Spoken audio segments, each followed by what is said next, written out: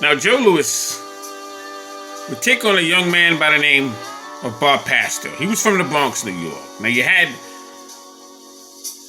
throughout heavyweight history, several members who were heavyweights that lived in the Bronx. Tammy Mariello, Roland Estrada, many of them.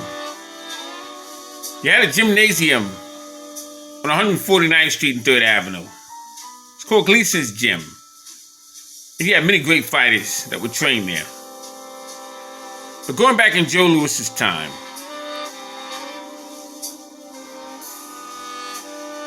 when he fought that evening, there was a list of chores and a list of duties that had to be attended to before his fight. And I'm speaking of members of the community. You see, as a young boy or girl, you would come home from school. You make sure you do your chores. You did your homework. You would go downstairs and you would play on the block. Now, the games that would be played by the boys were usually stickball. You ask what stickball is. If you couldn't afford an actual stickball bat, you would take a broom handle. You would take it off the broom. You made sure you put it back.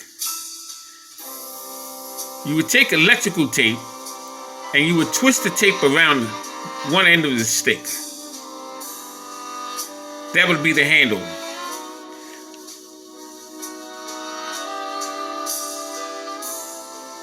And if you did some chores around the house or you worked at the local grocery market, for tips you would get about 2 cents. You would save up 5 cents and you get yourself a Spalding ball. It was a pink ball made of rubber. And you would play stickball on the street, somewhat baseball, if you will. And if you couldn't do that, you would play stoop ball. What that was, you would take a tennis ball or a Spalding ball and you would bang it up against the curb.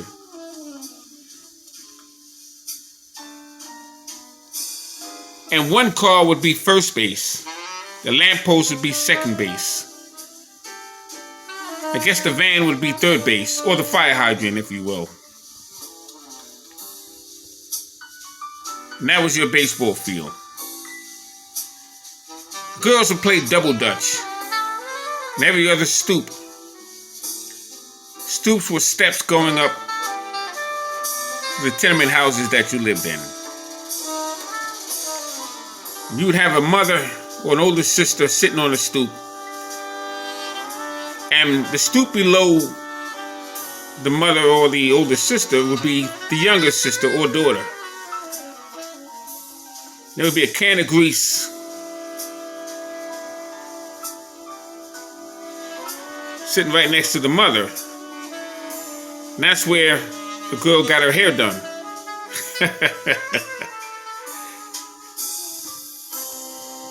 The father would come home from work and he would have his suit and the mother's clothing in his hand. Newspaper, of course. He would go home and make sure that the radio worked. And you would smell some fresh cooked bacon.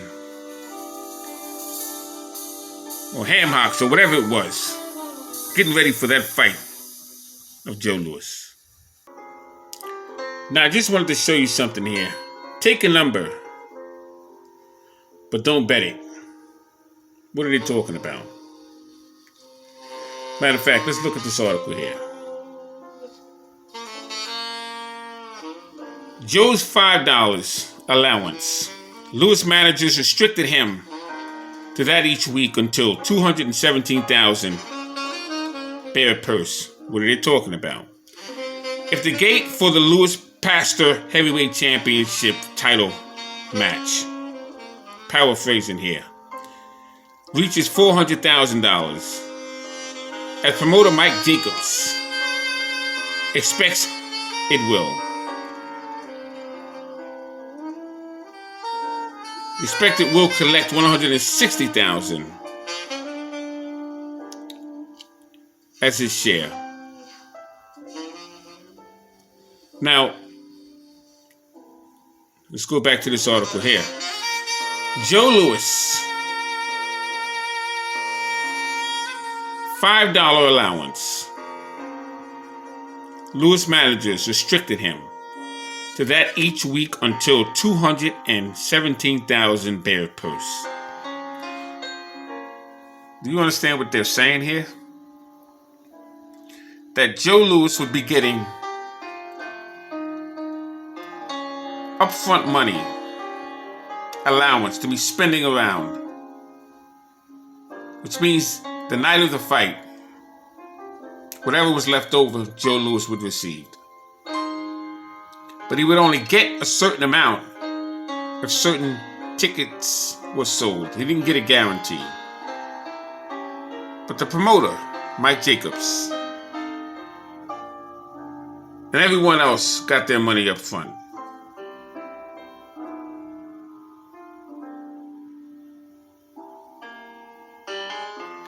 You know, this is how Joe Louis was treated because of lack of education.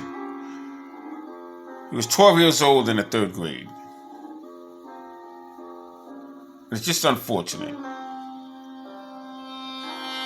Though he had a good time doing his run as a young man in boxing, but his money was not taken care of.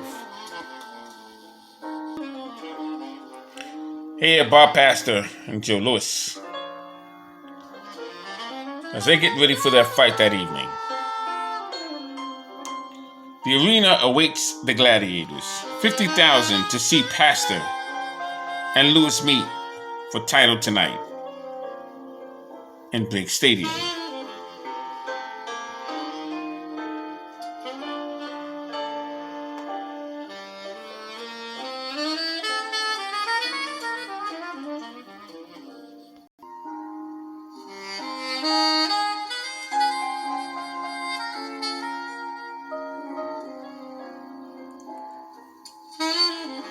I don't think you'll ever have another era like Joe Louis. The way he was knocking his opponents out during the time in which he came.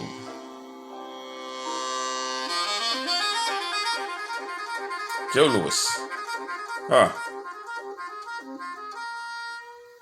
You just don't know what he meant to the community.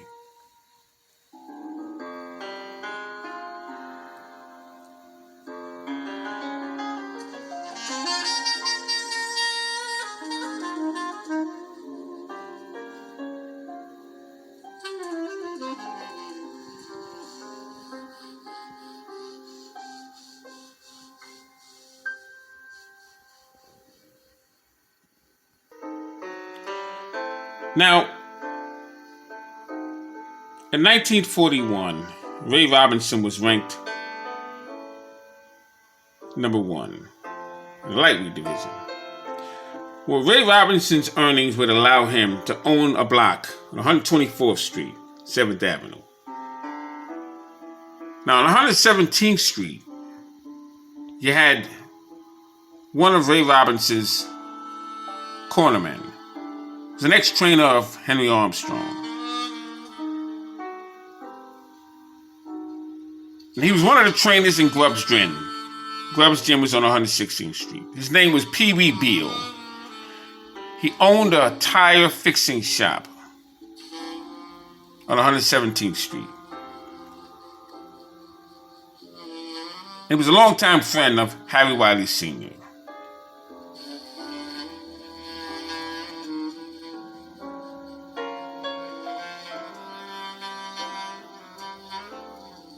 And they would become a team when Ray Robinson began his professional debut. Because in the amateurs, Harry Wiley had Ray Robinson, and Pee Wee Beale had a fighter by the name of Louis Spider Valentine.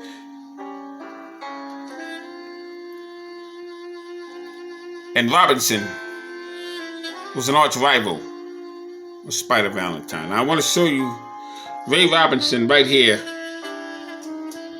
In the middle here, that's Ray Robinson. Here you have Joe Louis. And Ray Robinson knew Joe Louis back in Detroit. He would carry his bags for him to the gym, which was Booster Center. And a lot of people got the story wrong. The true story about that. Ray Robinson used to carry Joe Louis's bags for him because across the street from the gym, Joe Louis's mother had a friend who worked at a hair salon. And Joe Louis was supposed to be going to his violin lessons. And he didn't want to be crossing that street carrying a gym bag. So he had Ray Robinson carry the bag to the gymnasium for him. That's the true story.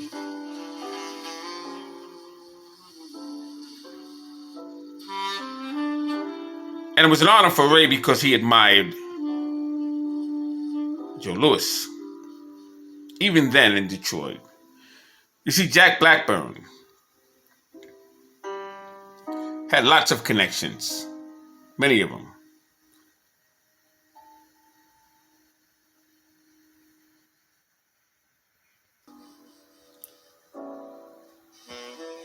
Fight round by round. Bob Pastor and Joe Louis. Now, what was so popular about Joe Louis is that newspapers would come out 2, sometimes 3 times a day. And then once in a while, extra, read all about it.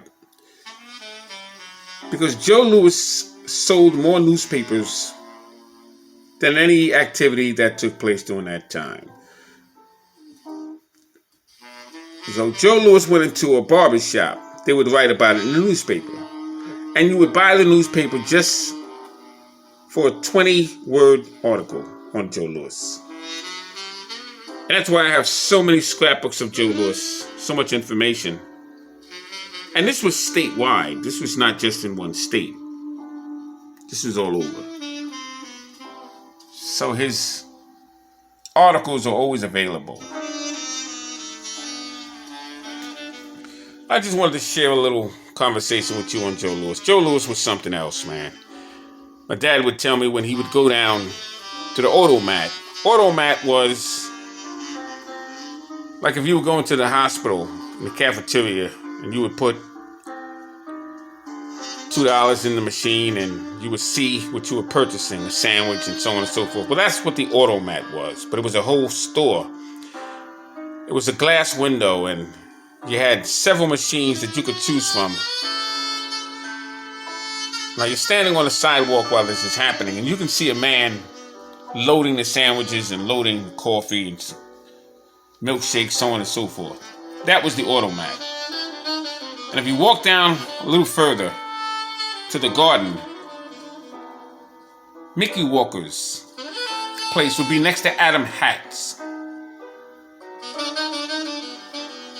And in that bar of Mickey Walker, he had pictures of fighters from ceiling to the floor, wall to wall, of men at that time. Oh, imagine who has that collection today.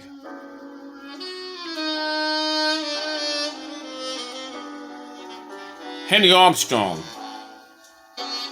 Jack Sharkey, Gene Tunney, Burt Lytell, many of them would be in that bar.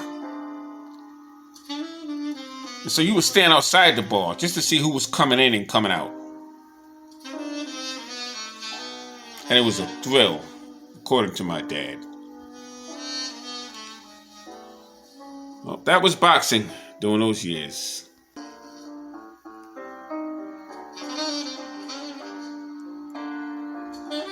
And if you were lucky, you would catch Sandy Sadler getting off the train, or you would see Jack Dempsey standing around, about 40 people around him, trying to get an autograph.